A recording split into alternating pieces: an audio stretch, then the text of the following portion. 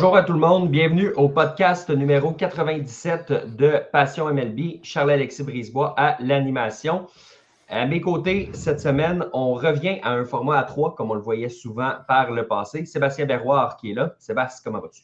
Ça va bien. C'est pas vraiment une température de baseball, mais quand même, on a du gros baseball à regarder. Là. Non, c'est ça. Ça se peut qu'on ait des petits problèmes techniques. Là. Juste moi, dans l'intro, là, elle a coupé sec. Là, donc, ça se peut qu'on ait un petit peu de retard. Soyez donc indulgents avec nous. Évidemment, tout le monde est conscient de la température qu'il fait présentement au Québec.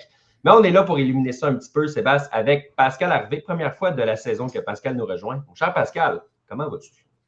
Ça va super bien. Ça va super bien. C'est réconfortant d'être dans les chaumières ce soir puis de parler de baseball. Là. Comme tu le dis, Sébastien, avec cette température-là, ça va nous réchauffer.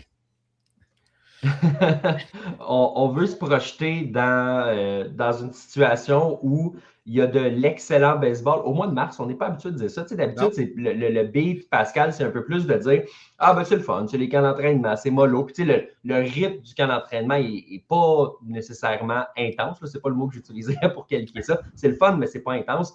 La Classique mondiale, c'est tout le contraire. Là. Depuis le début, on a-tu du fun à regarder la Classique mondiale ou on n'en a pas? Bien, on a du fun, ça revient à tous les 3 ans. Hein. La dernière fois qu'on avait eu ce spectacle-là, c'était en 2023. Ouais. On se souvient comment ça s'était terminé. Est-ce qu'on va assister à la même finale cette année? Bien, on peut se permettre d'en douter. Là, on va le savoir peut-être dans quelques heures, mais oui, c'est excitant. On va en parler. Là.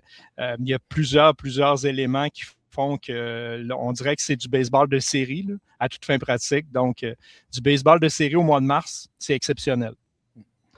C'est fou parce que on dirait, Sébastien, qu'on est sur deux planètes. Puis, tu sais, je prends le cas de Tarik Skubal. Il y a la planète des frappeurs, que eux, ben écoute, tu t'en vas frapper, c'est une chose. Et tu as la planète des lanceurs, que c'est déjà dur à gérer un lanceur à la base dans une situation comme ça. Et là, rajoute Mark DeRosa qui a 30 patrons au-dessus de lui, ou du moins le nombre de lanceurs qu'il y a dans les différentes équipes du baseball majeur, parce que chaque gérant, chaque DG d'une équipe du baseball majeur qui confie un lanceur à Mark DeRosa ou à n'importe quel des 19 autres gérants de la Classique mondiale, ont son mot à dire. Bonjour, il faut que ça fonctionne comme ça, il faut quand même le protéger, il ne faut pas oublier que c'est nous autres qui payent des millions de dollars par année pour être là. C'est compliqué à gérer, puis on le voit avec Skubal. Skubal qui voulait être là, il a effectué un départ, puis finalement, il a pas mal plus aimé ça qu'il voulait. Il a poussé super fort pour revenir. Les Tigers, ils ont dit pas une bonne idée. Scott Boras, il a dit vraiment pas une bonne idée. Il a décidé d'écouter les gens au-dessus de lui, puis finalement, il l'a dit, là, je suis très déçu de mon choix. C'est rare qu'un gars dise ça publiquement, je suis déçu de mon choix, mais il n'y avait pas vraiment de choix dans les faits, parce que s'il y en avait eu un, il serait resté avec le camp des Américains. Ouais, le choix, c'est peut-être pas le bon mot que Tarik Skubal a utilisé parce que c'est pas son choix. Lui, il aurait voulu rester. Il dit qu'il avait sous-estimé cette classique mondiale-là. Il ne savait pas à quel point c'était important, à quel point c'était spectaculaire, l'ambiance qu'il y a là, d'être avec les meilleurs au monde, autant au sein de l'équipe américaine que dans les autres formations également. Donc oui, il aurait voulu poursuivre son aventure. Je pense que pour lui, personnellement, dans la situation où il est dans sa carrière, c'était la décision à prendre. Mais par contre, autant pour lui que pour nous, les spectateurs, les partisans, c'est quand même dommage de ne pas voir un deuxième départ de Skubal sur la butte. Puis, tu sais, à ce point-ci, Pascal, Skubal, il se fait traiter de, pratiquement de traite d'être parti ou quoi que ce soit. Moi, de la façon que je le vois, écoute, le gars a voulu lancer à la Classique mondiale. Il avait des restrictions. Il s'est fait dire, OK, on va y essayer pour un départ, ça va. Après, il a essayé de tirer un peu la couverte de son côté. Ça n'a pas marché. Mais là, de ce qu'on voit là, sur les réseaux sociaux, il n'aime pas se faire traiter de gars qui n'est pas assez patriotique. Puis, on le sait comment ils ont la fibre patriotique là-bas aux États-Unis. Puis, il ne prend pas de se faire traiter de gars qui n'aiment pas assez son pays. Puis, moi, j'ai l'impression, Pascal, présentement, les Américains sont juste frustrés de ce qui s'est passé hier contre les Italiens. Puis, c'est peut-être Tarik Skubal qui est en train de ramasser un petit peu le trouble par défaut. Ceci étant dit, je pense que c'est malhonnête de critiquer Skubal dans le sens où il fait ce qu'il peut dans les conditions qui lui sont offertes. Bien, c'est très malhonnête. Puis, tu sais, je veux dire, on le sait, là, on vient de le dire, c'est pas un choix. Là, je veux dire, c'était écrit d'avance qu'il allait faire un départ. Il revenait au camp des Tigers. C'était écrit comme ça. Oui, il aurait aimé ça poursuivre, mais il n'y a rien de contre-patriotique là-dedans. Il n'y a rien contre les États-Unis. Il n'y a rien de dire je ne veux pas représenter mon pays. Au contraire, il voulait continuer. Mais le scénario, il était écrit comme ça. Il a tenté de le changer. mais à toute fin pratique, c'était difficile ou c'était voire impossible. Maintenant, que Tarik Skubal ne soit pas un bon Américain, ben, il n'est pas question de ça. Je pense qu'il faut mettre les choses en perspective. Les gens sont frustrés de la défaite contre les Italiens, évidemment, de la façon dont ça s'est passé. Puis là, ils veulent un bouc émissaire. Si ça se passe mal pour les Américains dans les prochaines heures, dans les prochains jours, le prochain bouc émissaire, ça va être Mark DeRosa à toute fin pratique. Lui, il en a lourd sur les épaules parce que il ne fait pas bien son travail à venir jusqu'à date. Puis lui, il prend ça à la légère. Puis lui, il se pensait vraiment plus loin qu'il l'était en réalité. Fait qu'il va possiblement avoir des comptes à rendre. Et ça, on va en parler, le Sébastien de Mark DeRosa. J'ai rarement vu une erreur aussi énorme et stupide à la fois que celle-là. Tout le monde le savait que les Américains n'étaient pas classés. Moi, je le savais parce que j'ai pas reçu 47 notifications sur mon téléphone pour me le dire. Puis que ma liste Twitter, c'était pas juste ça. Okay? Mais on le savait, on l'avait vu, les scénarios possibles. Que ce soit pas lui qui épluche le dossier, c'est une chose. Il n'y a personne chez les Américains qui a pensé à checker. Ils n'ont pas appris à lire à l'école. Voyons, tu n'as pas appris à lire les règlements et dire voici les conditions pour se qualifier. Te rendre compte que tu ne rencontres pas ces critères-là. Par la suite, aller devant les médias dire ça. Personne qui fait allumer, personne à l'interne. Parce que si quelqu'un avait allumé et il l'avait dit à l'assistant du gars de l'équipement, ben, le message se serait relayé. Puis ultimement, Mark DeRosa, il aurait fait jouer ses réguliers. Il aurait embarqué ses réguliers à un certain point. Il n'y a personne qui a allumé. Et en plus, les Américains ont perdu. Parce que si les Américains gagnent hier, Sébastien, on s'en fout. Tempête dans un verre d'eau, c'est déjà oublié. Là, c'est une histoire parce qu'ils ont perdu. Mais ils ont tous l'air tata présentement dans l'équipe américaine. Et le visage de ça, évidemment, c'est DeRosa parce que c'est lui qui prend les décisions, c'est lui le gérant, c'est lui qui a décidé de construire cet alignement-là. Mais ça n'a pas de sens comme histoire. Ah non, ça fait aucun sens. Puis je comprends ton point que oui, c'est pas à lui d'aller dans le détail de savoir qu'est-ce que ça prend pour se qualifier et tout et tout. Mais, tu sais, juste dans ma ligue de balle, quand j'arrive proche des séries éliminatoires, je regarde les scénarios possibles. Lui, c'est le gérant des États-Unis, puis il va nous faire croire qu'il ne s'est pas informé des scénarios possibles. Il pensait qu'avec une fiche de 3 victoires, aucune défaite, c'était dans la poche, alors qu'il y a une possibilité de triple égalité, que les Américains ne sont pas assurés de passer au quart de finale. Oui, les chances sont quand même bonnes, mais tu t'en vas pas dire, premièrement, devant les médias qu'on a déjà notre billet pour la ronde suivante. Et de surcroît, tu vas reposer 3 de tes meilleurs frappeurs dans ton rôle offensif. C'est incroyable. C'est incroyable. Ça ne fait aucun sens. Puis là, il s'en va dire oui, je voulais donner du temps de jeu à d'autres gars dans l'alignement et tout et tout. Ça fait aucun sens. Je ne comprends pas, comme tu l'as mentionné, comment est-ce que ça a pu arriver au sein de l'organisation.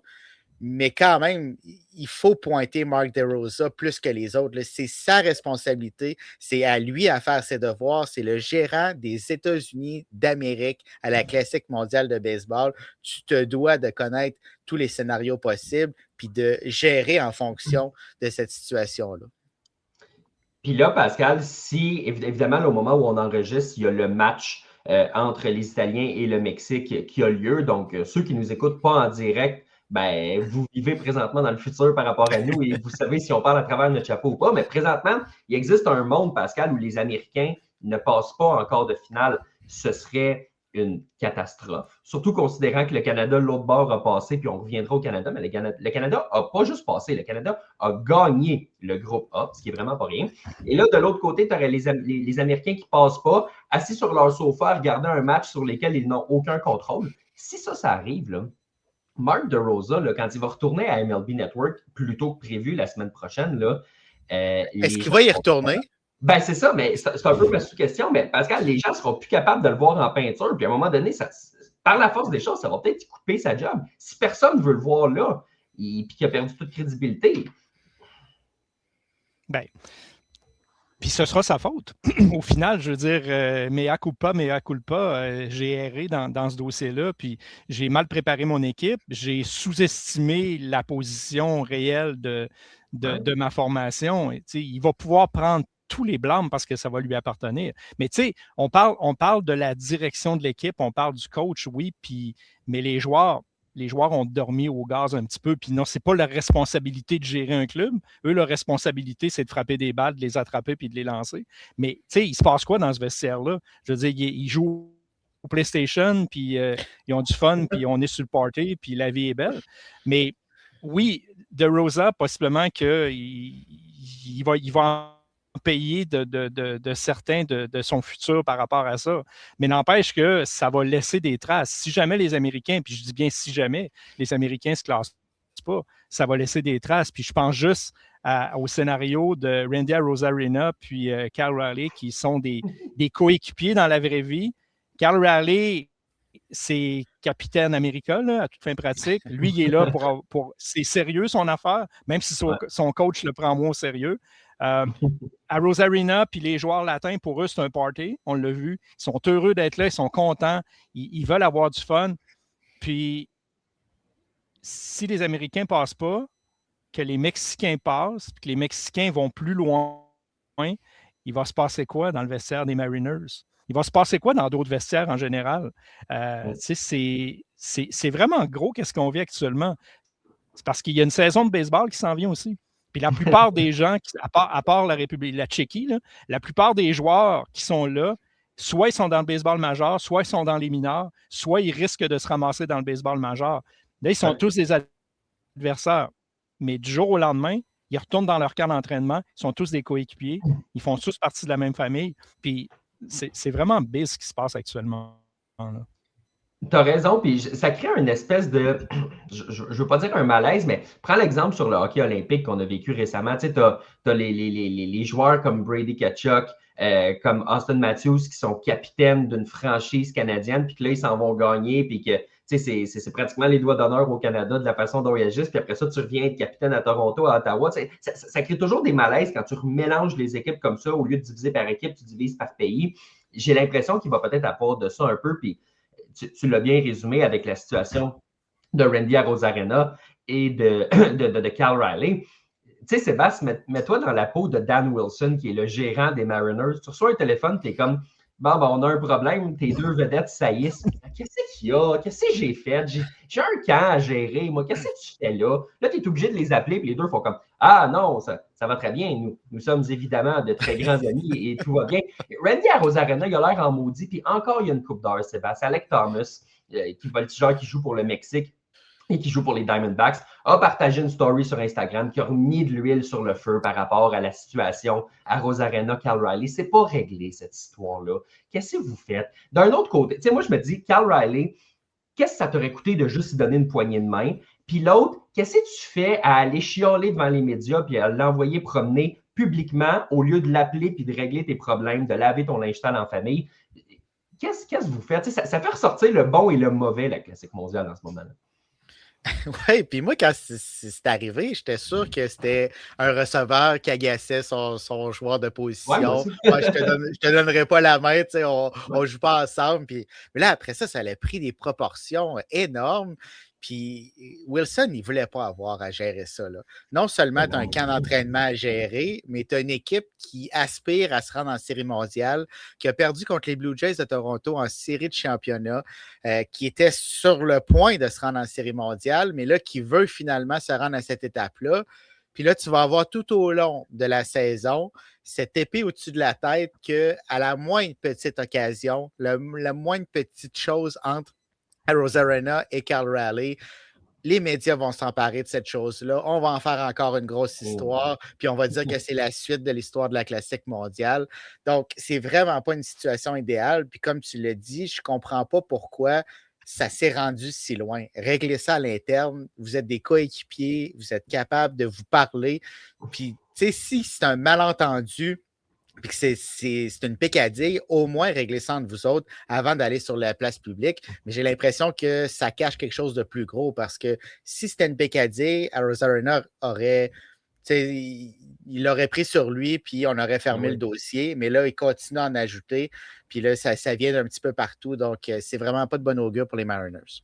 C'est une histoire plus grosse qu'on peut l'imaginer. Puis il y a même sur les réseaux sociaux, il y a des gens qui commentent en disant ben c'est normal, Je veux dire, à Rose Arena, il y a de la résine sur les gants. Raleigh ne voulait pas avoir de la résine de peur que ça colle avec la balle. Écoute, il y a eu 1001 scénarios depuis ce temps-là. C'est drôle de lire ces événements-là, mais en même temps, il y a quelque chose là qui met en cause les Américains. Les Américains, dans le sport en général, il y a toujours un peu de controverse quand ils sont là. Ben, je veux dire, c'est pas différent cette année, là, même si ça implique deux équipes.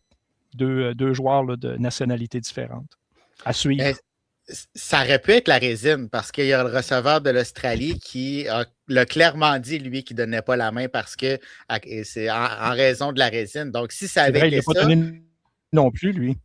Exactement, mais il l'a dit ouvertement, le dossier s'est fermé. Si ça avait été le cas, Cal Raleigh l'aurait dit, on aurait passé un autre appel, mais là, ça n'a pas été le cas. Puis là, ça a pris une ampleur qui est beaucoup trop grosse pour cet événement-là.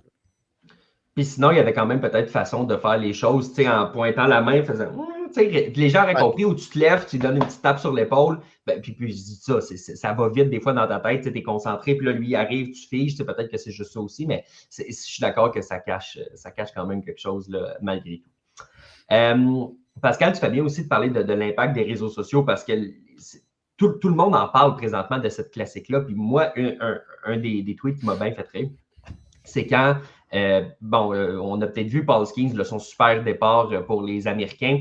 À un certain point, il a été carrément sauvé par Bobby Witt Jr., qui a fait un des jeux défensifs les plus spectaculaires des dernières années, là, que j'ai vu du moins.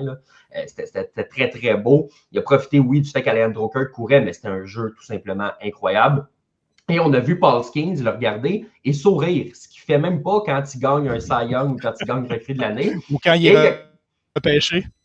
Oui, c'est exactement. Puis il y a quelqu'un qui a dit en commentaire, hey, il regarde même pas Livy Dunn, sa blonde, comme ça. Sa blonde, elle a pris le meme, le fameux meme du gars qui tient la main de sa blonde, mais qui en regarde une autre en arrière. Puis elle a mis sa face sur la fille, la tête de la blonde. Elle a mis la face de Paul Skeens sur le gars. Puis la fille qui regarde, c'est Bobby Witt Jr. Donc, ça me fait rire, tu sais, justement, cet engouement-là, il va partout. Puis ça, c'est des affaires qui sont bonnes pour la balle, Pascal. Tu sais, de voir que c'est publicisé comme ça. Tu sais, on peut parler de l'enthousiasme des Dominicains qui, mon Dieu, on dirait qu'ils gagnent la Série mondiale à chaque fois que la balle est placée en lieu sûr. Quand c'est un circuit, tu dis la République dominicaine au complet va faire la fête. Donc, c'est quand même le fun de voir tous ces beaux aspects-là positifs. Puis, tu sais, c'est mon père qui le disait tantôt. Il s'en passe-tu des choses quand même à la classique de mondial? Tu sais, à la classique mondiale, il ne manque pas d'événements sur lesquels revenir. Bien, ça prouve une chose aussi, c'est qu'il y a du baseball qui est joué ailleurs sur la planète. Le baseball n'appartient pas aux Américains, pas plus qu'il appartient aux Japonais ou aux Coréens. Il y a du baseball un peu partout. Tu sais, de voir les Italiens boire du café dans l'abri des joueurs, c'est du jamais vu. On est loin du Gatorade, là. Mais en même temps, je dis les Italiens, tous les joueurs américains qui ne pouvaient pas faire l'équipe américaine et dont leur nom de famille se termine par I ou par O étaient admissibles à jouer pour l'Italie. Et ils se retrouvent là actuellement. Mais farce à part, ils sont beaux à voir. C'est le fun de voir des joueurs de baseball qui ont du fun. Ça fait changement de voir des joueurs stressés, des joueurs qui sont étouffés par la pression. Oui, il y a de la pression à la classique mondiale, mais en même temps, il y a des joueurs qui ont du plaisir, il y a des joueurs qui sont exubérants. Ce n'est pas le cas des Américains nécessairement ces temps-ci, mais les Canadiens, eux, ils ont de quoi festoyer là, actuellement. Là, messieurs, c'est 3-0 pour les Italiens dans le match contre les Mexicains. Ce qu'il faut comprendre, c'est que si l'Italie gagne contre le Mexique, les Américains vont passer et les Italiens aussi. Si le Mexique gagne, ceci étant dit, c'est là qu'il va y avoir une triple égalité. Puis les bris d'égalité sont quand même assez complexes, là. Si le Mexique gagne en marquant au moins 6 points, les Américains passent. Donc, à ce moment, les Américains veulent juste des points là, dans ce match-là. Les autres, ils veulent un festival offensif. Si le Mexique gagne en marquant 4 points ou moins, c'est là que les États-Unis ne passent pas. Et si le Mexique gagne en marquant 5 points, ben là, il va falloir compter le nombre de manches puis le nombre de points mérités contre les équipes. Là, ça devient tout un scénario. Puis j'espère que ça va être ça pour que ça nous prenne une demi-heure après le match pour savoir qui gagne. Il y a une partie de moi qui veut être un agent du chaos puis qui veut ce scénario-là. Mais tout ça va être la faute de Mark DeRosa. Oui, évidemment. S'il y a un chaos, c'est de sa faute. Hey, lui, il doit être en train d'avoir. Il a chaud, là, Marc Oh, oui, au moment où on se parle. Lui, il regarde la télé, puis c'est là chez moi, là, go les points. Lui, il veut juste des grands chefs. Fait que c'est ça qui se passe présentement de ce côté-là. Évidemment, aussi, il va y avoir Venezuela, République dominicaine. Le perdant va affronter le Japon en quart de finale et le gagnant va affronter la Corée. Donc, il y a un enjeu aussi qui est important à ce niveau-là. Et surtout, l'autre match du jour, mercredi, messieurs, c'est la victoire du Canada. Le Canada qui a gagné son groupe. Le Canada qui passe, Pascal, dans la ronde quart de finale, la ronde des médailles, si tu veux, pour la première fois de l'histoire de la classique mondiale de baseball. C'est gros ce qui s'est passé au Canada parce que c'est pas juste qu'ils ont gagné, ils ont eu un beau tournoi. Oui, il y a eu le Panama, bon, qui a été un petit peu plus difficile, qu'il y a eu un petit bout où les erreurs ont coûté cher, mais le reste, d'aller battre Cuba, d'aller battre Porto Rico, de battre Cuba de la façon dont ça s'est fait aussi, là, c'était une clinique de baseball, Pascal. Ah, puis quel match, hein? Dès les premiers moments, là, puis on affrontait quand même un gaucher de très, très grande qualité. Là. Ce lanceur-là, il n'a pas froid aux yeux, puis il est capable de la pousser quand même assez solide. Dès les premiers moments, Josh Naylor, c'est un professionnel, Josh Naylor. Hein? Lui, il a vu neiger, il a vu mouiller, il a vu toutes les températures. Il a commencé à jouer dans la tête du lanceur cubain. Il l'a forcé à avoir deux séquence où le lanceur a dépassé son temps avec le chronomètre. Donc, deux balles. En fait, Josh Naylor, il y a eu un but sur balle avec 2 lancers à toute fin pratique. Là. Le lanceur cubain a fait le reste. Et déjà là, on voyait que les Canadiens avaient joué dans la tête des Cubains. Puis après ça, ben, ça a été des erreurs, ça a été un manque de concentration, ça a été tout à l'avantage du Canada, mais en même temps, donnons crédit à l'équipe canadienne, donnons crédit aux lanceurs canadiens. Puis quand on fait la comparaison entre 2023 et 2026, en 2023, les lanceurs canadiens, c'était pitoyable. C'était parmi les pires de toutes les équipes. En 2026, ils sont parmi les meilleurs. Fait que c'est vraiment ce qui fait la différence parce que, tu sais, on peut se le dire, l'attaque canadienne n'est pas hyper épeurante à affronter.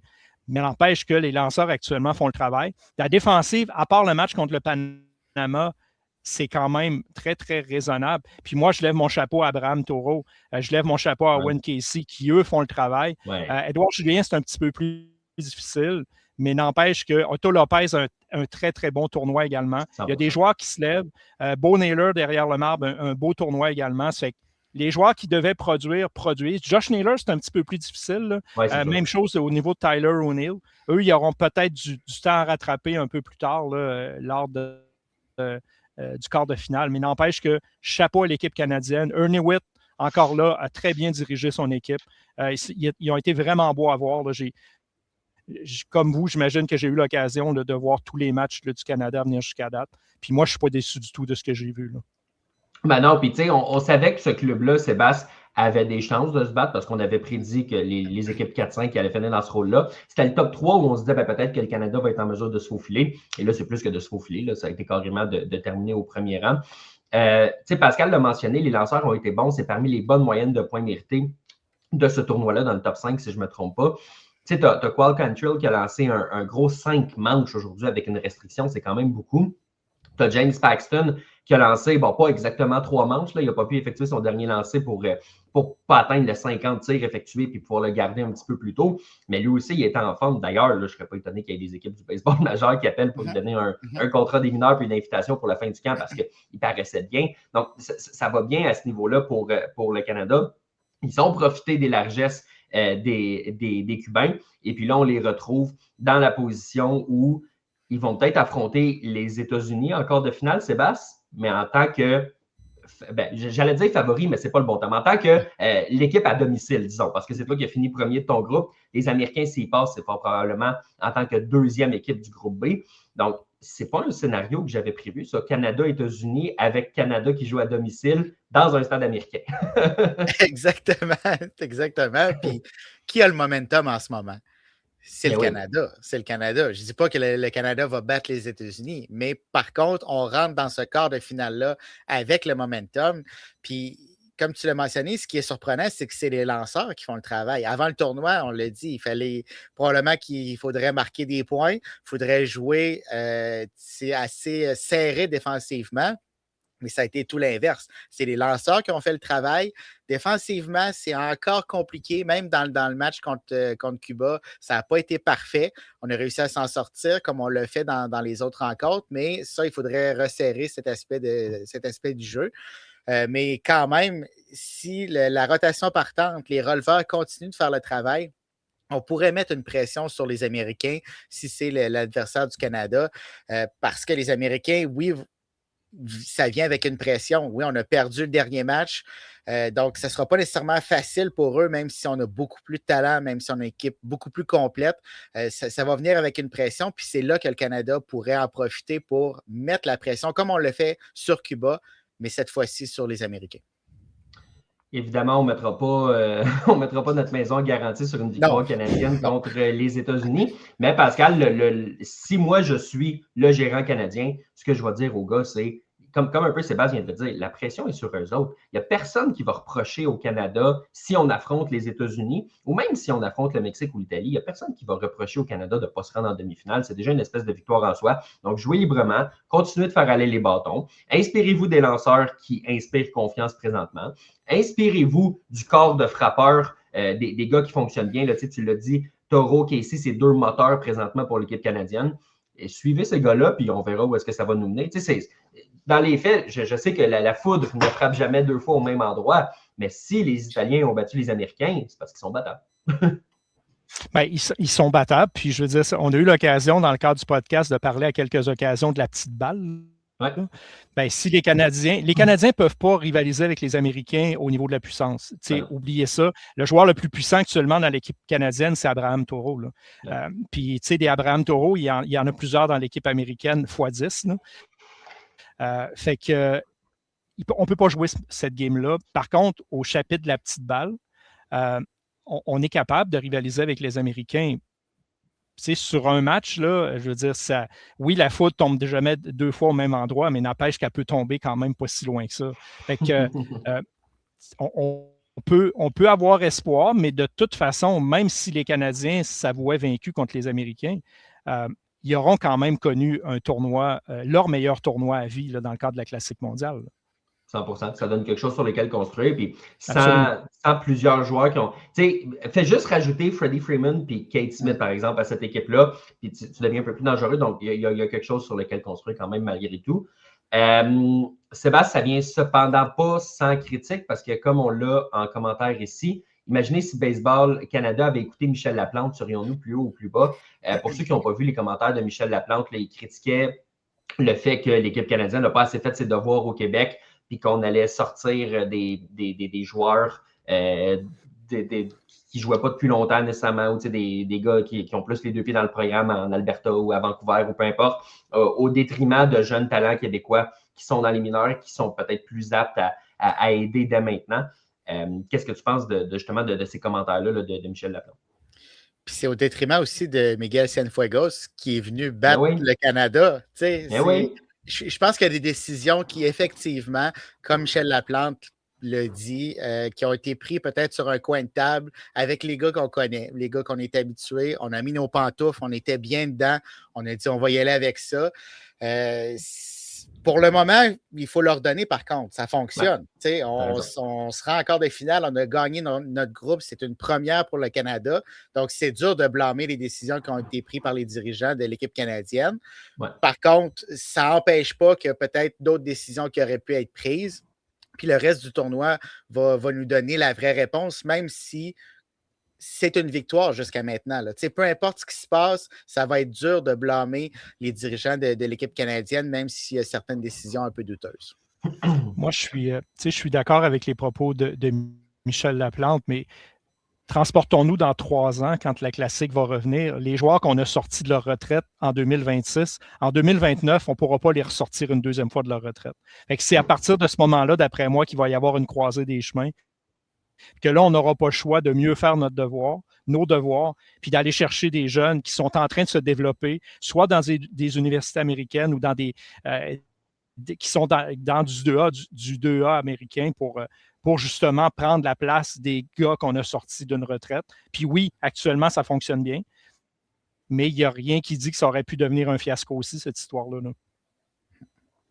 Messieurs, mon père me fait signe ici que c'est 5-0 Italie. Si mes calculs sont bons, ça veut dire que les Américains sont classés. Parce que si l'Italie gagne, ils passent. Puis si le Mexique gagne, ça veut dire qu'ils ont marqué au moins 6 points. Ouais. Donc, je pense que j'ai pas la confirmation devant moi, là, mais je pense qu'on s'enligne pour un Canada-États-Unis vendredi. Donc, Marc DeRosa vient de sourire une Bud Light. Oui. Il y a plus qu'une, je pense. Parce qu'il existait un scénario catastrophe où les Américains ne passent pas, puis où les Dominicains perdent leur match de ce soir et sont contraints d'affronter le Japon dès les quarts de finale. Et là, tu te retrouves en demi-finale avec juste un club parmi les 3 puissances. Ça n'aurait pas été super. Là, on retrouve un chemin où les 3 vont peut-être se rendre en demi-finale. Donc, je pense qu'il y a bien des gens qui sont en train de respirer en ce moment. Ça clôt super bien le bloc qu'on avait sur la classique mondiale. Évidemment, on a décidé de commencer avec ça aujourd'hui parce que c'est un petit peu le sujet de l'heure. Et là, Sébastien, je propose qu'on aille faire un petit tour à Dunedin, virtuellement bien sûr, au camp des Blue Jays. OK, Blue Jays, let's play ball. Les Blue Jays, Pascal, on n'en a pas beaucoup parlé cette semaine parce que l'attention est vraiment sur la classique mondiale en ce moment. Mais un des cas qui retient l'attention, c'est celui de Trey Yesavage. Les Blue Jays qui ont choisi d'y aller très, très, très mollo avec le cas de Yesavage. Aujourd'hui, mercredi, il a lancé un match simulé des mineurs. Il a lancé 2 manches. C'était la première fois qu'il lançait un vrai match depuis le début du camp d'entraînement. On s'attend à ce qu'il y ait peut-être un autre 2 départs d'ici la fin du camp. Le plan des Blue Jays, c'est qu'ils commencent la saison, qu'ils soient capables de lancer 3-4 manches, probablement de mettre Eric Lauer tout de suite après pour essayer d'avoir l'équivalent d'un lanceur complet. C'est sûr que c'est une stratégie qui détonne. Ceci étant dit, moi, ce que je me dis, Pascal, c'est l'an passé, ils ont aussi géré les manches de Trey Yesavage de cette façon-là au camp. En début de saison, il y avait des départs de 5 manches, tout de suite après un départ de 2 manches. Donc, on voulait vraiment contrôler son nombre de manches. Et finalement, je pense que tu regardes en octobre, puis ça a donné une pas pire recette. Donc, est-ce que ça va être encore le cas en 2026? Je ne sais pas. Mais est-ce qu'il mérite le bénéfice du doute sur la façon de gérer les manches de Trey Yesavage? Je pense que oui. La différence, c'est qu'il va commencer la saison à Toronto. Là. Il n'y aura pas besoin de faire tous les niveaux et non, encore plus là, dans le cadre de sa saison. Mais il y a des partisans qui vont être déçus parce qu'il y a des partisans qui s'attendaient à le voir dominer pendant plusieurs manches, puis faire les manchettes à tous les 5 jours. Mais en même temps, il faut penser à l'avenir. Il faut protéger son bras parce qu'une saison de baseball, c'est excessivement long, surtout pour des lanceurs. Puis avec la rotation qu'on a à Toronto, le fait qu'on ait signé en plus Max Scherzer, c'est une police d'assurance. Puis en signant Scherzer, on savait très bien qu'il y a des joueurs qu'on voulait protéger dans la rotation. Puis le joueur à protéger, le lanceur d'avenir, c'est Trey Yesavage. Donc, les dirigeants des Blue Jays ont agi avec intelligence, ont agi avec prudence. Puis je pense qu'ils peuvent maintenir cette cadence-là encore pour les premiers mois de la saison en prévision de septembre et octobre où les vrais moments là, déterminants commencent. Puis, je pense que c'était la bonne chose à faire. Parce que dans les faits, Sébastien, quand tu regardes ça présentement, Trey Yesavage, on veut limiter son nombre de manches. Max Scherzer, il est plus âgé, il est plus sujet aux blessures, il vient d'arriver. Il faut, par la force des choses, un peu le protéger. Eric Lauer, on veut l'envoyer en relève de toute façon. Berrios a des choses à prouver. Cody Ponce, on ne sait pas comment il va réagir. Shane Bieber est blessé. Présentement, dans la rotation des Blue Jays, tu as 2 certitudes. Tu as Kevin Gausman et tu as Dylan Cease. Ces gars-là vont être les lanceurs numéro 1 et 2. Là, on s'enligne possiblement pour voir Kevin Gausman pour la première fois lancer un match d'ouverture à Toronto. Ça serait mérité d'ailleurs. Mais pour le reste, on va y aller mollo. On va peut-être avoir une rotation à 6 par la force des choses avec Lauer, dans l'enclos, mais qu'on considère un peu comme un partant parce qu'il était tiré ou en longue relève, ou peu importe. Je pense qu'on va y aller un petit peu comme le vent va l'amener. Mais justement, les Blue Jays ne manquent pas d'options. Puis ceux qui vont performer, ça a été mis au clair. Si tu ne performes pas, tu ne seras pas dans cette rotation-là. Donc, on veut vraiment y aller au mérite. Est-ce que ça va vraiment être fait? Je ne sais pas. Mais c'est le plan de l'organisation présentement. On veut y aller au mérite. Comme je te dis, moi, le sentiment que j'ai, c'est Gausman, Cease, puis le reste, battez-vous.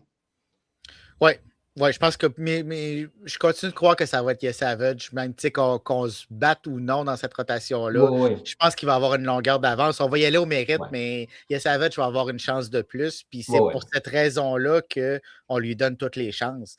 Puis Pascal, ton point est excellent. oui, on va penser à l'avenir, mais on pense à cette saison aussi. Est-ce qu'on peut se permettre, avec tout ce que tu viens de mentionner, Charles-Alexis, de perdre Trey Savage cette saison? Je ne crois pas. Il y a trop de points d'interrogation dans la rotation. Même si on a beaucoup de profondeur, il n'y a absolument aucune certitude à part le top 2. Donc, on ne peut pas se permettre de perdre ses services en 2026. Et dans cette optique-là, on veut le ménager, on veut qu'il soit prêt pour les séries éliminatoires, qu'il soit prêt au même niveau qu'il a été l'an dernier parce qu'on va en avoir besoin. Si on n'a pas Trey Savage l'an dernier durant le parcours des séries éliminatoires, je suis désolé, mais les Blue Jays ne poussent pas la série mondiale en 7 matchs contre les Dodgers. Donc, on va avoir encore besoin d'un Savage en pleine forme. Moi aussi, je suis entièrement d'accord avec cette stratégie-là. Par contre, vous serez d'accord avec moi qu'actuellement, au moment où on se parle, Berrios, c'est quand même un bon camp d'entraînement. C'est rassurant. Parce que oui, il y a des choses à se faire pardonner par rapport à sa fin de saison, son attitude, mais il le fait quand même contre mauvaise fortune, bon quart. Il a plaidé qu'il n'aurait pas dû agir comme ça. Fait que c'était déjà un pas dans la bonne direction. Puis là, il faut qu'il prouve avec son bras qu'il est capable de faire le travail et est capable d'aider ses coéquipiers. Fait que, selon moi, les performances de Berrios au camp d'entraînement rassurent tout de même l'état-major, mais encore là, c'est un coup de dé parce qu'une blessure est vite arrivée. Là.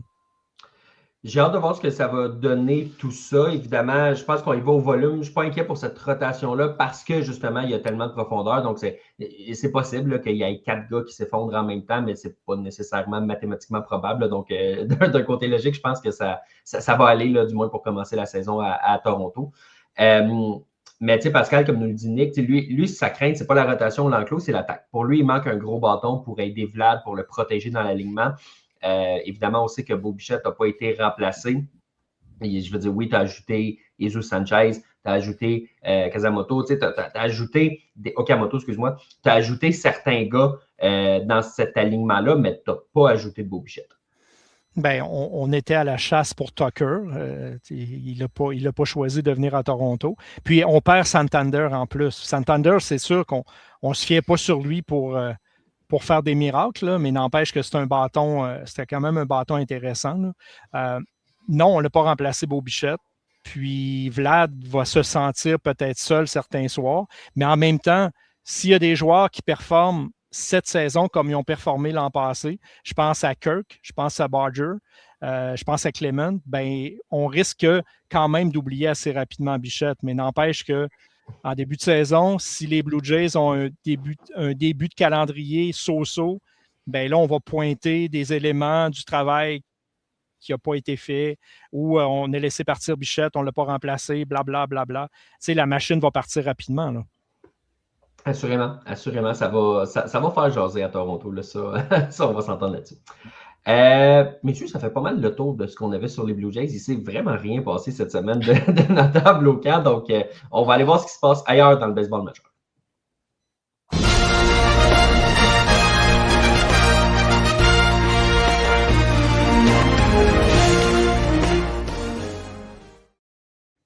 Messieurs, j'aime la classique mondiale parce que ça nous donne droit à des phrases qui n'ont aucun maudit bon sens. Tu as Jeff Passan qui a dit que l'Italie, à ce moment-là, c'était 5-0. Et à moins que le match se rende jusqu'en 13e manche, les États-Unis vont survivre et passer. Ce qui a des phrases qui n'ont aucun lien ensemble. Là, c'est 6-0, fait que je pense que vu qu'on atteint la barre du 6, c'est différent, mais c'est une phrase qui ne se tient pas, mais qui est tout à fait vraie, parce que Jeff Passan ne tweet pas n'importe quoi, donc c'est extraordinaire. C'est ça, c'est parce qu'on divise par le nombre de manches jouées. Fait que plus on en joue, plus le quotient diffère. Là, je pense que ça prendrait plus que 13 manches avec le 6e point qui a été inscrit au tableau. Ça commence à être compliqué, je pense. Mais je pense que le 6e point, c'est la barre où, tu sais, c'était le 5 qui causait problème. Donc là, je pense que le fait d'arriver à 6 points, ça garantit soit une victoire de l'Italie ou soit Mais oui, si on se rend jusqu'en 35e manche, peut-être que ça peut changer. Mais bref, c'est le fun pour ça, la classique mondiale. Oui. Sébastien, je veux qu'on parle un petit peu du dossier des expos parce que là, l'homme qui cherche à ramener les expos à Montréal depuis une couple de mois nous affirme que bon, il aurait trouvé un terrain pour ramener les expos, ce qui est un développement qu'on n'attendait pas à ce point-ci. Non, du tout, du tout. Puis non seulement il aurait trouvé un terrain, c'est pas réglé, mais ce qu'il nous dit, c'est que même si ce terrain-là ne fonctionne pas, il y a d'autres options.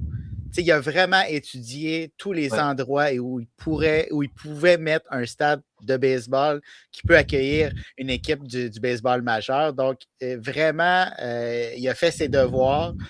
Puis même si ce dernier plan-là ne fonctionne pas, il y a d'autres plans. Puis je ne sais pas pour vous, les gars, mais le positivisme de ce gars-là, on dirait qu'il n'y a rien qui va l'arrêter. Puis ça fait vraiment longtemps qu'on n'a pas senti cette vague-là d'optimisme.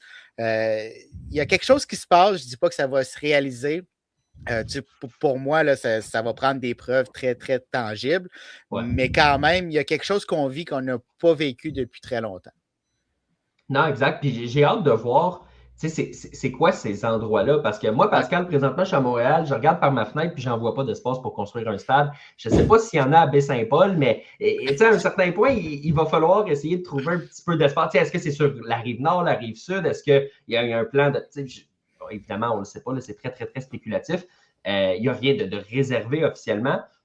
Oui, ça donne de l'espoir, mais en même temps, il y a encore des questions à se poser. Le dossier de Montréal a été utilisé assez souvent pour qu'on ne s'énerve pas le poil des jambes après un tweet de ce genre-là. Mais c'est une bonne nouvelle, mais on va attendre un peu.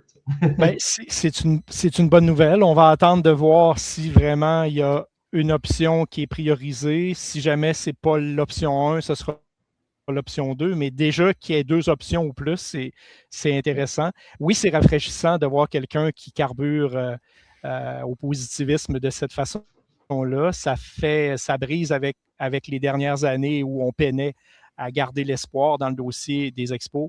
Mais moi, ce qui me fait un peu peur, puis je suis un éternel optimiste, c'est que un dossier comme ça ne se gère pas sur X. Ça ne se gère pas sur Twitter.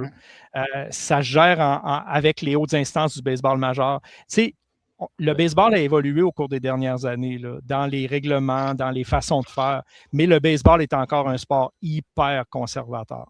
Le baseball se passe encore au téléphone. Le baseball se passe à travers des rencontres. Est-ce que celui qui veut ramener le baseball à Montréal, qui fait souffler un vent d'optimisme sur les amateurs de baseball, est en contact avec les propriétaires des autres équipes? Est-ce qu'il est en contact avec les autorités du baseball majeur? Parce que c'est là que ça se passe. Puis oui, de sortir des nouvelles sur X, c'est intéressant. Ça procure de l'espoir, mais il y a encore des gros points d'interrogation, évidemment, parce qu'au coût que sont évalués soit un transfert ou une nouvelle concession, c'est astronomique. Moi, je me pose toujours la question, oui, un terrain, oui, un projet de stade, mais est-ce que Montréal peut se payer une équipe de baseball en 2030 ou en 2035 ou peu importe? Ça, c'est la grosse question qui demande encore des réponses.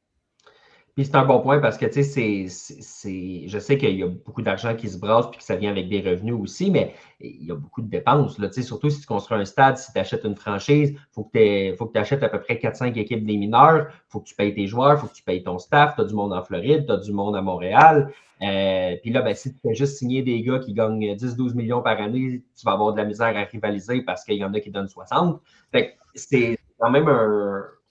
Écoute, je pense qu'il y a beaucoup de Québécois, Sébastien, à ce point-ci, qui sont, je vais utiliser le terme cynique là, par rapport en attente de preuves tangibles, mais ça ne fait pas de mal de rêver. On va le prendre comme ça. Je suis le premier à rêver, là. Oui. Non, c'est sûr et ça. Oui, mais c'est juste que ça. Je pense que ça fait environ 100 jours qu'il a pris les rênes du dossier, puis déjà, ça a plus bougé que dans les 20 dernières années. Fait que c'est ça qui amène un vent d'optimisme, mais encore là, on est très, très loin d'avoir quelque chose de tangible, puis ça va prendre. Il va falloir que les planètes, les étoiles, toutes s'alignent dans la bonne direction pour que finalement, il y ait un retour des expos à Montréal. Mais quand même, on dirait que ça va plus dans la bonne direction que par le passé. Puis je pense, Pascal, tu parlais de contact avec les dirigeants du baseball majeur, des équipes. Je pense que c'est en train de se faire tranquillement selon ce qu'on entend entre les branches, mais jusqu'à quel point, ça, on n'en a aucune idée. Et là, Pascal, on se croise les doigts absolument. Là, Pascal, pendant ce temps-là, on va continuer de chérir le passé parce que le futur, écoute, jusqu'à preuve du contraire, on ne sait pas exactement jusqu'à quel point ça va continuer. Là, ce qu'on apprend, c'est que ça va prendre du temps avant qu'on revoie un membre des Expos rentrer au Temple de la Renommée parce que ça va commencer par prendre une équipe, puis il y a une vedette qui passe du temps à Montréal. Mais le problème, c'est qu'en ce moment, on recule parce que André Dawson, ça faisait des années qu'il disait « Moi, je veux une casquette des Cubs. On m'a refusé la casquette des Cubs. C'est celle-là que je voulais porter. » Je ne pense pas que c'est rien contre les partisans de Montréal. Je pense que c'est contre l'organisation. Je pense aussi que c'est le fait qu'il voulait peut-être rentrer avec une équipe active. Tu sais, du moins, Vladimir Guerrero, c'était sa raison. Il avait dit officiellement « Je veux pouvoir être honoré par l'équipe avec qui je rentre au Temple. » Il avait choisi la casquette des Anges de nos campagnes. Et là, tu te retrouves avec les Expos qui passent de 3 joueurs au Temple à 2. Il y a Gary Carter présentement qui est là et Tim Raines aussi. Ce sont maintenant donc les 2 seuls, Pascal, qui arborent la casquette des Expos au Temple. Évidemment, il y a beaucoup d'anciens. Il en demeure pas moins qu'André Dawson a joué à Montréal, Randy Johnson a joué à Montréal, Pedro a joué à Montréal. Il y a beaucoup de gars qui ont joué à Montréal, mais qui portent la casquette Larry au Temple. Walker. Larry Walker, exactement. Il y a beaucoup d'exemples, mais des gars qui portent la casquette, il n'en reste que 2. J'espère qu'ils n'enlèveront pas les 2 dernières. Là. Ça, il n'y a aucune raison. Mais n'empêche, tu le dis, Charles. André Dawson, il n'y a rien contre les partisans des Expos. Là. Moi, je suis convaincu qu'il a apprécié les années qu'il a joué à Montréal. Il a apprécié les années dans les filiales des Expos. Il a grandi dans la famille des Expos.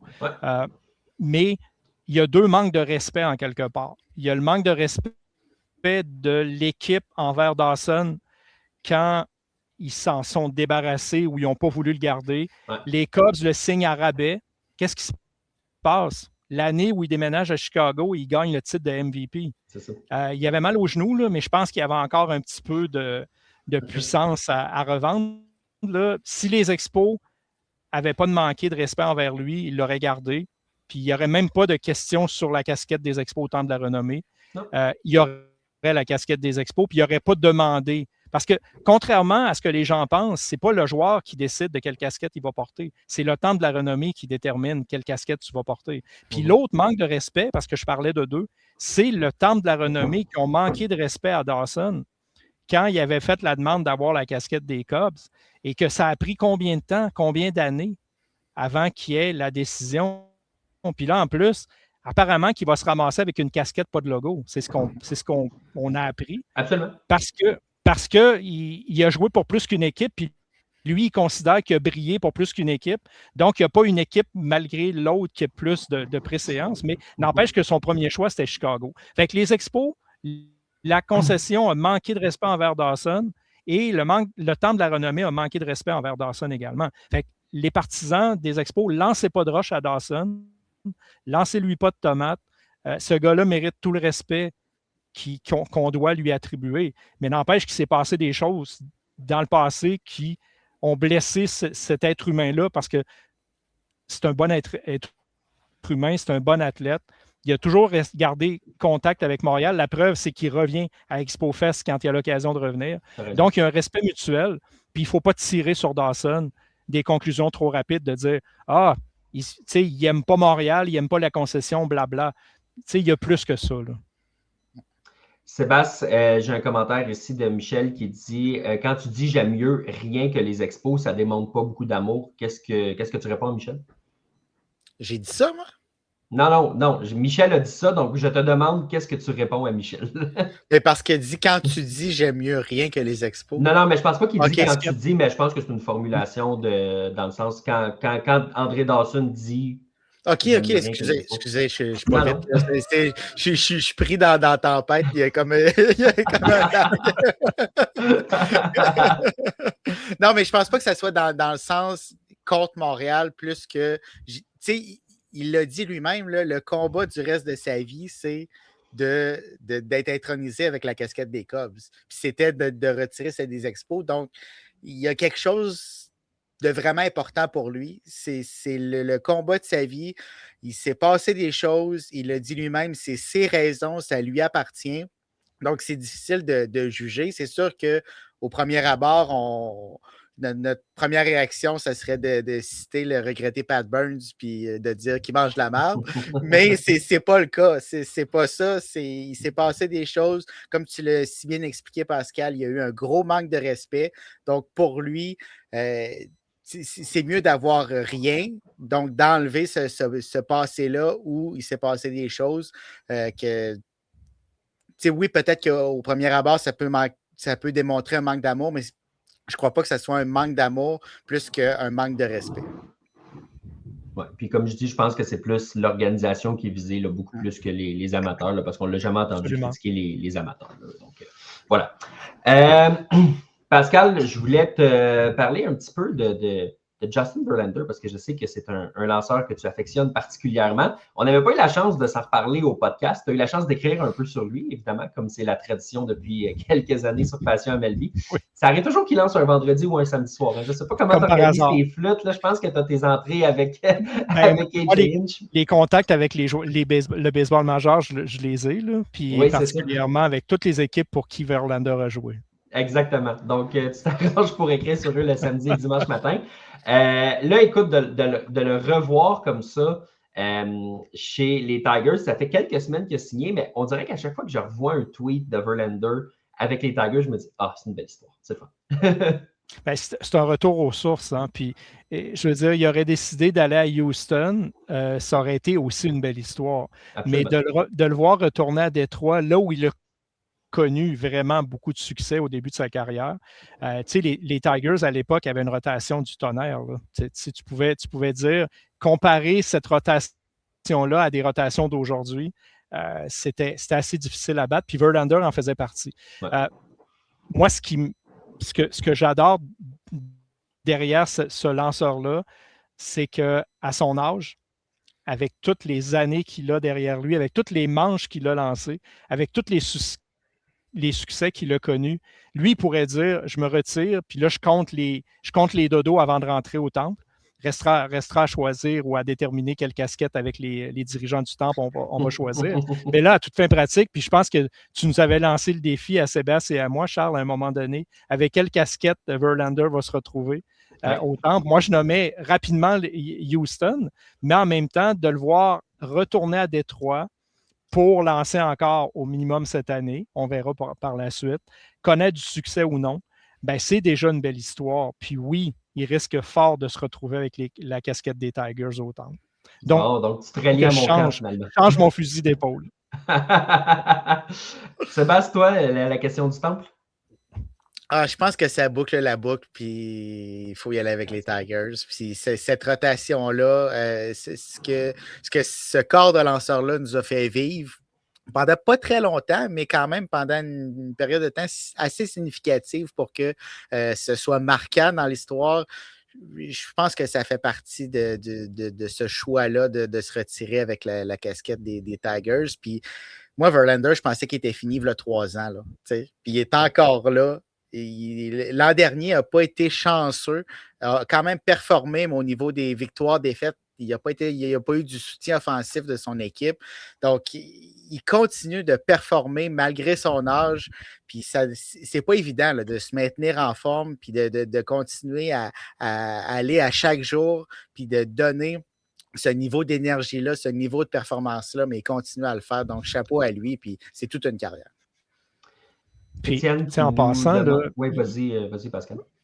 Ben, en fait, j'allais dire, tu sais, Verlander, les derniers clubs pour qui il a joué, c'était des clubs qui avaient des chances de finir soit premier ou deuxième. Tu sais, l'an passé, avec les Giants avaient quand même des chances légitimes de finir pas trop loin des Dodgers. Ça a été, avec les Mets, c'est une autre histoire, mais il n'a pas été longtemps à New York en passant. Mais de revenir à Détroit, il arrive à Détroit en 2026 à un moment donné où les Tigers devraient, à toute fin pratique, avoir des chances de finir premier de leur division. Il arrive à Détroit à un moment où peut-être que Tarik Skubal va finir par quitter. Donc, les dirigeants des Tigers, de signer Verlander pour 1 an, c'est pas anodin, là. Je veux dire, on pense à tout ça. On pense au fait que c'est peut-être la dernière année de Skubal à Détroit, puis on va en profiter au maximum, puis on a ajouté un vétéran pour venir un peu sécuriser cette rotation-là. Puis en plus, on ajoute Framber Valdez, qui n'est pas un pied de céleri non plus. Là. Non, absolument. Pour répondre à la question d'Étienne, Verlander peut-il être le mentor idéal de Skubal? La réponse, c'est définitivement oui. Là. C'est dur de trouver un meilleur mentor que ça. Il connaît le tabac, il connaît Détroit, il connaît la pression de lancer à Détroit, il connaît tout ça. Donc, oui, ça va être un mentor extraordinaire pour Tarik Skubal. Déjà que Tarik Skubal n'a pas besoin de mentor. Là. Imaginez avoir Verlander comme mentor. Oui, c'est ça. D'après moi, il a déjà appris beaucoup. Là. Je ne serais pas étonné que les dirigeants des Tigers aient fait le casier de Verlander est là. Toi, tu vas t'installer là. Puis si lui lève la main gauche, toi, tu lèves la main gauche. Puis si lui lève la main droite, toi, tu lèves la main droite, puis tu fais tout ce qu'il fait. Puis tu vas gagner un 3e Cy Young. Puis j'espère que de l'autre côté, c'est Framber Valdez pour qu'il arrête de faire des niaiseries aussi. Là. Ouais, mais ça, ils l'ont déjà eu à Houston. Quoi qu'il faisait pas il faisait pas autant de niaiseries quand Verlander était là. C'était peut-être ça. C'est ça. C'est la sauce Verlander. Ouais. Si Skubal gagne un 3e Cy Young, il va rattraper les 3 Cy Young de Verlander. Ouais, on pourrait se ramasser avec 6 Cy Young. Là, c'est vrai que la saison va être terminée là, quand il va le remporter, mais n'empêche. Quand même. Oui, mais la différence, c'est que lui, il y en aurait 3 à Détroit. Il y en aurait 3 à Détroit. Et il n'a pas fini. Puis avec le contrat qu'il va signer, je pense que l'équipe qui va le signer va espérer au moins un Cy Young. Puis au moins une bague. Au moins. Ça va être les Dodgers. Fait que, la bague, ça, c'est pas important, mais un Cy Young, oui. Oui, tu as raison. Sébastien, je veux qu'on glisse un mot sur Aaron Boone qui a lancé une autre flèche à ce bon vieux Jean Soto. Oui, c'est pas la première fois. Je pense qu'il y a quelque chose là. Aaron Boone, oui, il nous crie haut et fort qu'il y a toujours une bonne relation avec Juan Soto, mais ça a fait mal du côté des Yankees de le voir partir. Mais quand même, quand il s'est fait demander si ça lui dérangeait encore, il a dit « Je pense que ça dérange encore plus Juan Soto d'être parti de New York. » Puis je pense que pour une rare fois, Aaron Boone a raison. Il n'a pas toujours raison, le bon vieux Booney, mais je pense que ça le dérange, Juan Soto. Lui aussi, ce n'est pas la première fois qu'il parle des Yankees. Il disait que c'était probablement l'équipe pour laquelle c'était le plus spectaculaire de jouer. Il a dit qu'il s'ennuyait d'Aaron Judge. Dans le rôle offensif, c'était pas pareil. Donc, j'ai vraiment l'impression que Boone a touché une corde sensible du côté de Soto. Puis oui, il s'ennuie de sa seule année avec les Yankees parce que son passage a été très court, mais a été très spectaculaire à la fois. Absolument. Pascal, on en a parlé brièvement, mais vu que c'est un club que tu connais bien, je veux te laisser la chance de revenir là-dessus. Oliver Marmol, qui a été reconduit dans ses fonctions avec un nouveau contrat pour demeurer gérant des Cardinals. Bonne idée, mauvaise idée, on aime la stabilité, il fallait passer à d'autres choses. Comment tu vois ça? C'est surprenant et rassurant en même temps, considérant que c'est Chaim Bloom qui prend les rênes de l'équipe suite au règne de John Mozeliak. Puis Marmol, c'est pas l'homme de Bloom, là. C'est l'homme de quelqu'un d'autre. Fait que c'est facile pour quelqu'un qui arrive en poste, qui est déjà en mode grand ménage, là. Tout le monde a pu le constater, de dire au gérant, écoute, merci pour tes précieux services, mais on va passer à un autre appel. Surtout quand les prochains en liste s'appellent Yadier Molina, s'appellent Albert Pujols. C'est pas n'importe qui, là. C'est pas monsieur et madame tout le monde. Donc, surtout quand tu as ces deux gars-là qui poussent en arrière, de ramener Marmol dans la conversation puis de lui donner une prolongation de contrat, il faut quand même avoir du guts. Mais en même temps, je me dis, dans le contexte actuel que les Cards, on ne s'attend pas à ce qu'ils gagnent grand-chose cette année. Ils ne sont pas en reconstruction complète, mais disons que c'est un réoutillage qui est quand même assez considérable. Mais considérant tout ça, considérant que Marmol connaît les jeunes de l'équipe, puis Bloom connaît les jeunes de l'équipe aussi parce qu'il est allé en chercher plusieurs à Boston, c'était, je pense, la bonne décision à prendre. Tu sais, tu vas bâtir sur quelque chose, tu vas enlever le stress, tu ne mettras pas la notion de nouveauté dans l'équation de dire on arrive avec un nouveau gérant qui a plus ou moins d'expérience. Parce que Marmol, malgré tous ses défauts, il a quand même un petit peu d'expérience. Donc, c'est surprenant, mais c'est rassurant. Je comprends. Messieurs, on a quelques petites questions en attente, donc je propose d'aller à la période de questions.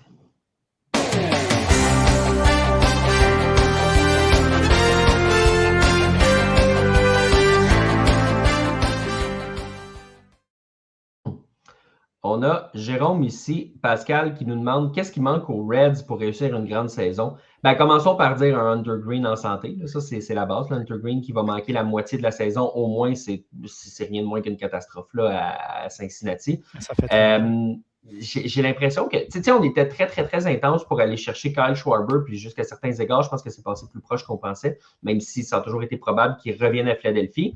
Si on était prêt à mettre ce montant-là pour un frappeur comme ça, Pascal, c'est-tu parce qu'il nous manque un bâton? Ben oui, mais là, avec la perte de Green, ben, peut-être qu'il va nous manquer un bras. Mais Schwarber aurait été un beau complément à Ellie de la Cruz, parce qu'on parle de mentor. Là. Les Reds ne sont pas très vieux. Hein.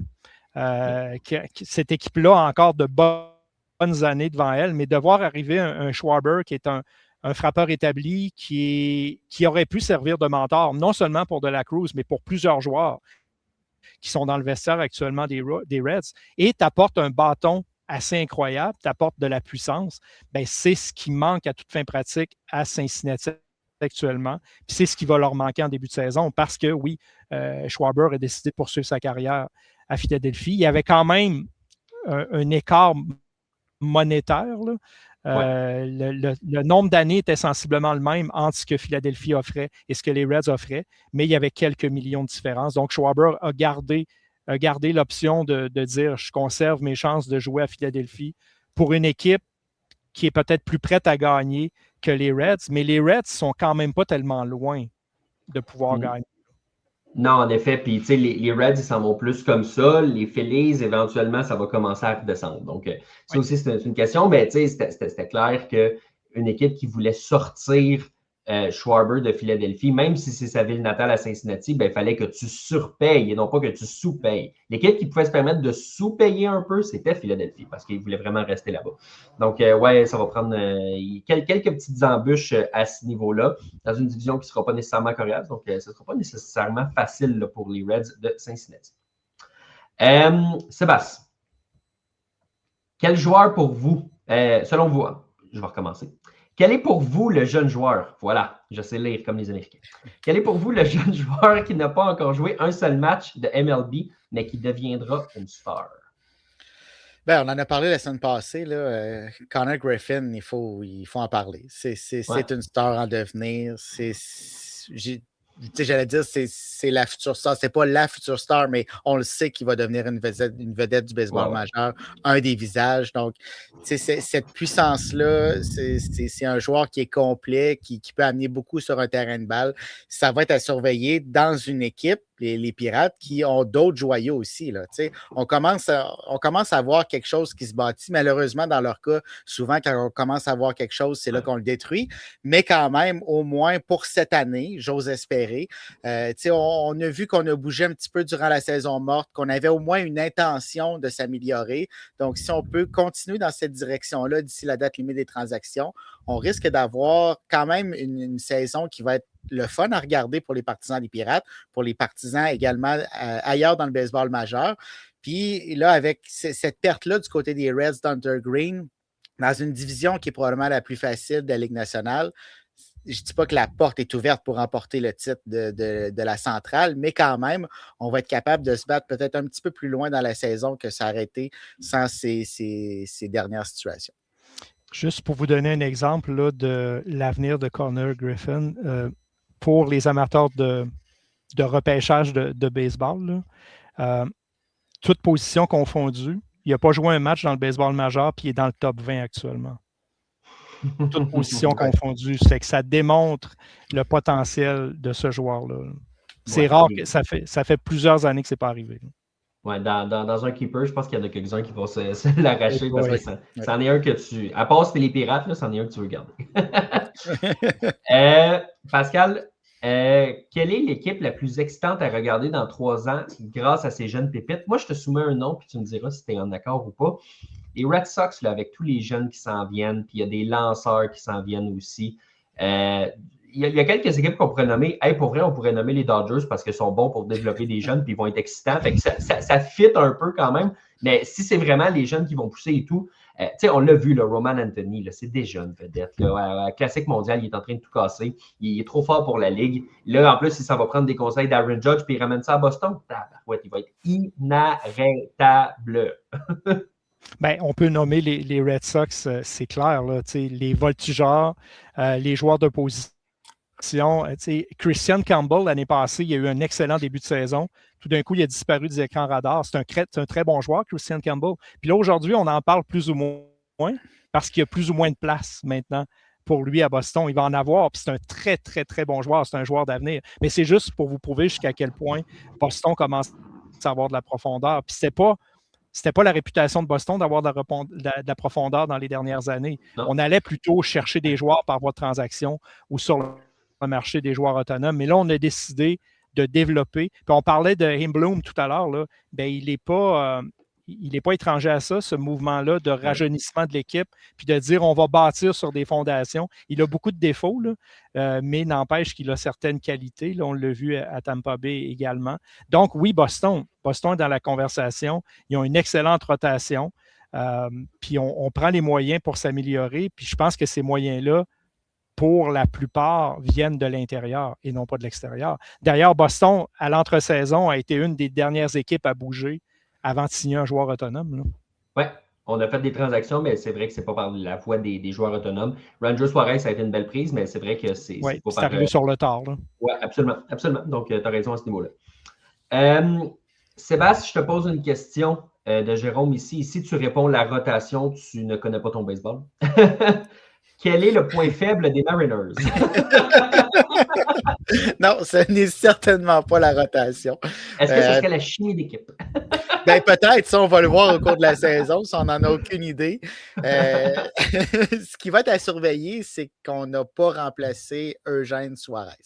Ça, tu sais, s'il y a quelque chose qui pourrait faire une différence par rapport à l'année dernière, c'est Suarez au troisième coussin.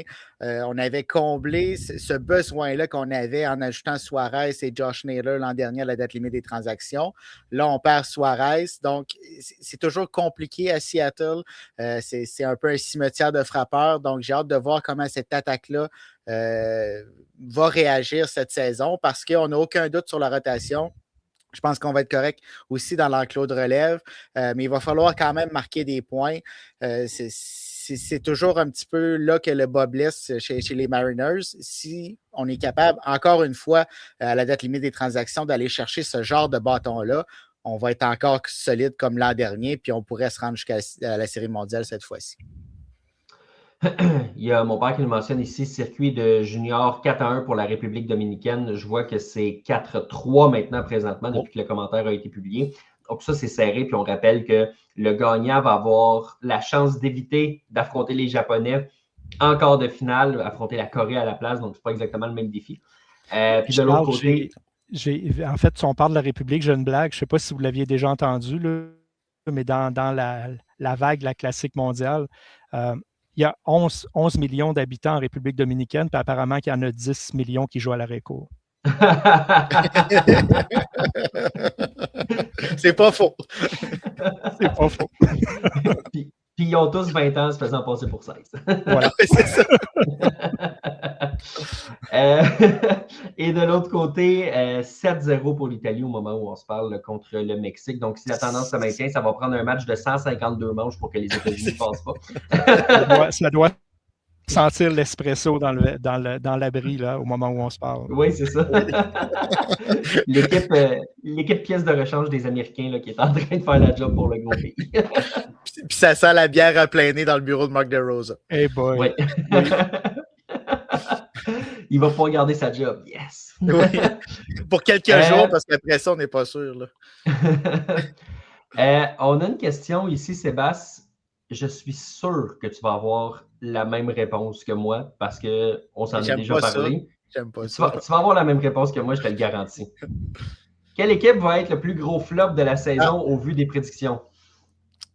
malheureusement, on a la même chose. Les Mets de New York. Les Mets! Les fameux Mets. Ah là là, les Mets. Qu'est-ce qui va se passer cette année? Qu'est-ce qui va se passer dans le vestiaire? Qu'est-ce qui va se passer sur le terrain? On a un avant-champ où à peu près personne n'a joué à sa position, où ils vont être placés cette saison. Je ne sais pas comment cette équipe-là est gérée. Je ne sais pas dans quelle direction on s'en va.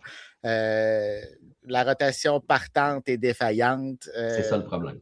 C'est le gros problème, exactement. Mais il faut quand même aussi ajouter qu'on a un ours polaire en moins. Donc, offensivement, ce ne sera pas simple non plus. On a un Juan Soto qui n'est pas capable d'attraper une balle au champ droit, puis qui va s'en aller dans la gauche, peut-être, on ne le sait pas trop. Dans la gauche, il n'est pas meilleur. On l'a vu à la Classique mondiale, il n'est pas capable d'attraper un roulant. Donc, ça va être compliqué. On avait des conflits à l'interne qui impliquaient entre autres Francisco Lindor, qui est encore là, mais est-ce que ça va être compliqué à ce niveau-là aussi dans le vestiaire? C'est jamais simple avec les Mets, mais on dirait qu'ils se compliquent la tâche eux-mêmes. Ça va être encore le cas cette année. Puis on a perdu notre releveur numéro 1 qui est rendu à Los Angeles. Oui. Entre autres. Remplacé par un gars qui a prouvé qu'il ne pouvait pas lancer à New York. Oui. Les Yankees se sont améliorés en laissant partir Devin Williams, puis les Mets se sont dit pourquoi ne pas aller le chercher. Puis il donnait un contrat, 50 millions, c'est pas juste un essai au camp. Non, il va y avoir de la pression. Je sais que Papa Cohen, ça ne fait pas peur, 50, mais je veux dire, ça reste un 50 que tu aurais pu mettre ailleurs. Exactement, puis c'est un 50 qui ne te rapportera pas grand-chose, là. Non. Je serais bien étonné que ça rapporte quelque chose. Mais ouais, moi, cette rotation-là, Pascal, ne m'inspire pas confiance. Je pense qu'il y a des belles pièces pour le futur en 2026. Nolan McLean va être bon, mais est-ce qu'il va frapper un mur en juillet? Ça se peut. T'as Freddy Peralta qui, pour moi. Les Italiens, oui, exact, assurément. T'as Freddy Peralta que pour moi est une certitude. Là, je veux dire, à moins d'une grosse blessure, je ne vois pas comment ce gars-là peut se planter. Quoique des fois, le marché de New York est différent pour certains gars, mais j'ai pas de doute présentement sur Freddy Peralta. Sauf que le problème, Pascal, de Freddy Peralta, c'est qu'il ne peut pas lancer 5 fois ou 5 jours. Mais il ne peut pas lancer 5 fois ou 5 jours. Puis c'est pas un genou non plus. Là. Je veux dire, il sort pas de l'école secondaire non plus. Puis cette rotation-là risque de se placer, mais pas cette année. Il risque de se placer peut-être, ça va prendre un 2-3 ans, comme tu le dis, avant de voir des résultats. Mais en 2026, ça risque d'être un peu chaotique. Puis ça va permettre aux Braves de retomber sur leurs pieds. Ça va permettre aux Phillies, encore une fois, peut-être de choquer en série. Mais n'empêche qu'il y a de la compétition dans la Division Est, dans la nationale. On va voir qu'est-ce que les Marlins vont faire. Puis les Nationals, c'est les Nationals. Les Marlins, ce ne sera pas une mauvaise équipe. Les Nationals, évidemment, ça va prendre d'autres mouvements. Là, on dirait qu'on va repartir un deuxième cycle de reconstruction. Tu as oublié le linge dans le laveuse, tu le repars une deuxième fois. Là. On dirait que c'est ça, les Nationals. Mais Miami, si on essaye de garder un peu des gars, ce qui n'est pas une certitude, ça peut être une belle équipe, Pascal. L'an passé, je n'ai pas les statistiques devant moi, mais l'an passé, on n'est pas passé loin des séries. On n'était pas à 15 matchs. On est passé très près. On est passé très près. Puis, je veux dire, c'est une équipe qui ne fera pas les manchettes.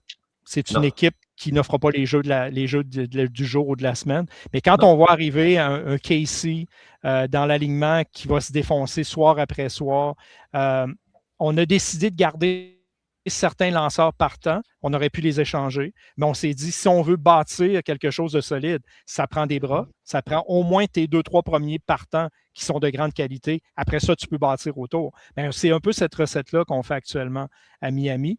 Puis, eux aussi vont profiter possiblement des faiblesses des Mets pour se faufiler, peut-être en série. On ne sait jamais.